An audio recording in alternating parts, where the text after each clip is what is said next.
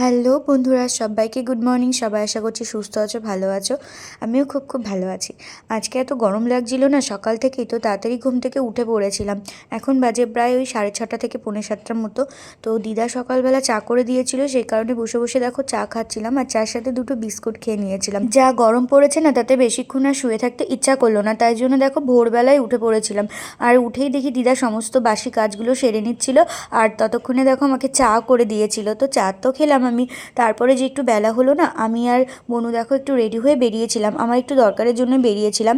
আর দরকারটা মিটিয়ে তারপরে আমরা দেখো আমাদের পাড়ার একটা অনুষ্ঠানের দিকে যাচ্ছিলাম। পাড়ার অনুষ্ঠান বলতে দেখো হচ্ছিল অ্যাকচুয়ালি পুজো, আর জগন্নাথ দেবের পুজো হচ্ছিল। তো দিদা আগে এখান থেকে ঘুরে গেছে, দেন আমাদের বলছে যা তোরা একটু গিয়ে ঘুরে আয়। তো এবার আমরা যেহেতু এক জায়গায় একটা দরকারের জন্য গিয়েছিলাম, সেখান থেকে বাড়ি এসে একটু রেস্ট নিয়ে তারপরে দেখো আমরা এখানে এসেছিলাম। এখানে আসার পর দেখি দেখো কি সুন্দর যোগু দাদার পুজো হচ্ছিল, আর জগন্নাথ দেবকে এত সুন্দর করে সাজিয়েছে।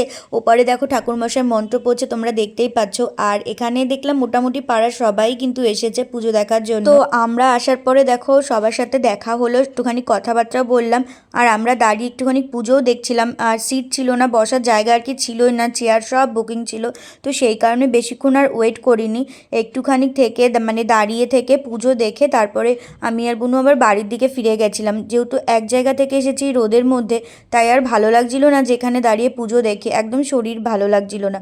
দেন দেখো পিছন সাইড দিয়ে যখন বাড়ির দিকে ফিরছিলাম, তখন দেখি এখানে অলরেডি খিচুড়ি নেমে গেছে। মানে এখানে যারা যারা পুজো দেখছে তাদের জন্য কিন্তু সবারই দুপুরে খাওয়ার বন্দোবস্ত করা হয়েছে, যে দুপুরে সবাই কিন্তু এখানে খিচুড়ি খেয়েই বাড়ি যাবে। বাড়ি ফেরার সময় দেখো বনুকে আমি একটা কর্নেটো কিনে দিয়েছিলাম, আর দুটো বরফ আইসক্রিম নিয়েছিলাম, একটা মামা আর একটা দিদার জন্য।